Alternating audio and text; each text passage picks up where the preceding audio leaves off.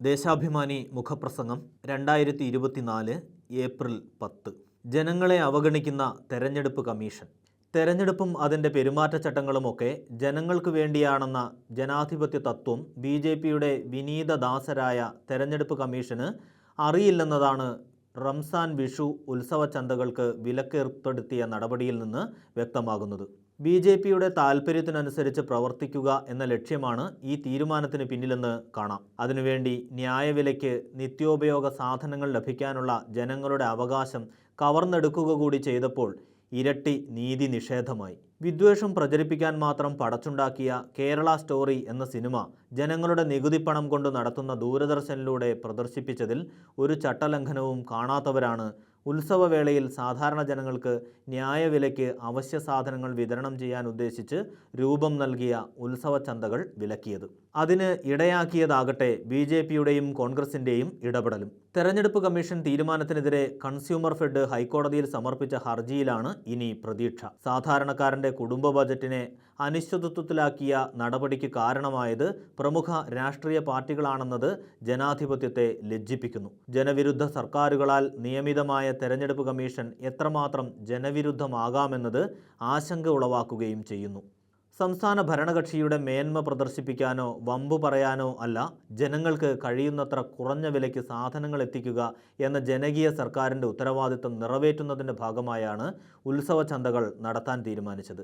തെരഞ്ഞെടുപ്പിന് മുന്നേ പ്രഖ്യാപിച്ച ചന്തകൾക്ക് സബ്സിഡി സാധനങ്ങൾ ലഭ്യമാക്കുന്നതിന് സംസ്ഥാന ബജറ്റിൽ തുക അനുവദിച്ചത് സർക്കാരിൻ്റെ ഉദ്ദേശശുദ്ധി വ്യക്തമാക്കുന്നു.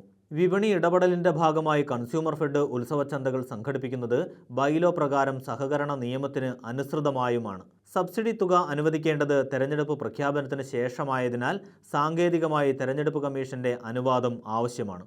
അതിനുള്ള അപേക്ഷ നൽകിയപ്പോഴാണ് ആ സാങ്കേതികതയിൽ തൂങ്ങി തെരഞ്ഞെടുപ്പ് കമ്മീഷൻ കേന്ദ്ര ഭരണകക്ഷിയുടെ ആജ്ഞാനുവർത്തിയുടെ വേഷത്തിലേക്ക് അധപ്പതിച്ചത്.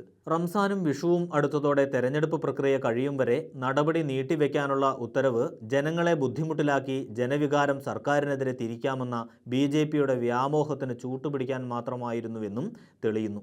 രാജ്യത്ത് കുടുംബങ്ങളുടെ കടഭാരം കുത്തനെ കൂടുകയാണെന്ന റിപ്പോർട്ട് പുറത്തുവന്ന ദിവസം തന്നെയാണ് കുടുംബങ്ങളെ സഹായിക്കുക എന്ന ലക്ഷ്യത്തോടെ സംസ്ഥാന സർക്കാർ ആവിഷ്കരിച്ച പദ്ധതിക്ക് കേന്ദ്ര ഭരണകക്ഷി തുരങ്കം വയ്ക്കാൻ ശ്രമിച്ചതെന്ന് ശ്രദ്ധേയമാണ്. ഇന്ത്യൻ കുടുംബങ്ങളുടെ കടം മൊത്ത ആഭ്യന്തര ഉൽപ്പാദനത്തിൻ്റെ 40% എന്ന ഗവേഷണ റിപ്പോർട്ട് സൂചിപ്പിക്കുന്നത് രാജ്യത്തിൻ്റെ സാമ്പത്തിക അരാജകത്വ അവസ്ഥയാണെന്ന് വിദഗ്ധർ വിലയിരുത്തുന്നു. ജനങ്ങളുടെ ദൈനംദിന ജീവിതത്തെക്കുറിച്ച് ഉത്കണ്ഠയില്ലാത്ത ഒരു പ്രത്യയശാസ്ത്രത്തിൻ്റെ പതാകവാഹകർ കേന്ദ്രം ഭരിക്കുമ്പോൾ അങ്ങനെ സംഭവിച്ചതിൽ അത്ഭുതമില്ല. ജനങ്ങൾക്ക് അനൽപമായ ആശ്വാസം നൽകുകയെന്ന ഉദ്ദേശത്തിൽ ജനക്ഷേമം മാത്രം ലക്ഷ്യമിടുന്ന സംസ്ഥാന സർക്കാർ കേന്ദ്ര സർക്കാരിൻ്റെ തന്നെ നടപടികളിൽ സാമ്പത്തികമായി ഞെരുങ്ങുന്ന അവസ്ഥയിലും വിപണിയിൽ ഇടപെടാൻ നടത്തിയ നീക്കത്തെ തടയാൻ അവർ ഉത്സാഹിച്ചതിലും അത്ഭുതം കാണേണ്ടതില്ല. കേരളത്തിലെ കോൺഗ്രസ് നേതാക്കളിൽ നിന്ന് ഇതിലപ്പുറമൊന്നും പ്രതീക്ഷിക്കേണ്ടതില്ലെന്ന് ജനങ്ങൾക്ക് അനുഭവത്തിൽ നിന്ന് അറിയാം.